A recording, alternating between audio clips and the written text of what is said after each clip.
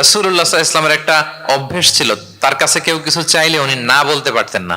কি বলতে পারতেন না? সবাই বলুন। রাসূলুল্লাহ সাল্লাল্লাহু আলাইহি ওয়াসাল্লাম কি বলতে পারতেন না? না। কেউ কিছু চাইবে আর উনি না বলবেন, এই না ওনার ডিকশনারিতে নাই। না বলতে জানতেন না। তো একবার রাসূল সাল্লাল্লাহু আলাইহি ওয়াসাল্লামের মাত্র একটা মাত্র জামা, কয়টা জামা?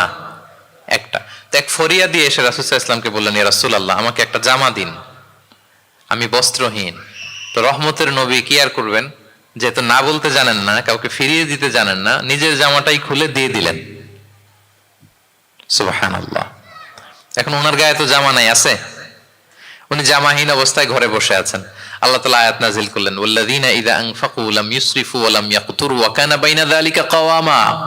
বিশ্বাসীরা যখন দান করে তারা কৃপণতাও করে না, আবার বাড়াবাড়িও করে না, মাঝামাঝি থাকে, মধ্যম পন্থা। মানে বুঝাতে চাইলেন, আল্লাহ তাআলা এই কথা দিয়ে বুঝাতে চাইলেন, নবী হে, জামা যদি দুটো থাকতো তাহলে না হয় একটা দিতেন, দুটো যদি থাকতো একটা দিতেন। এখন ছিল কয়টা?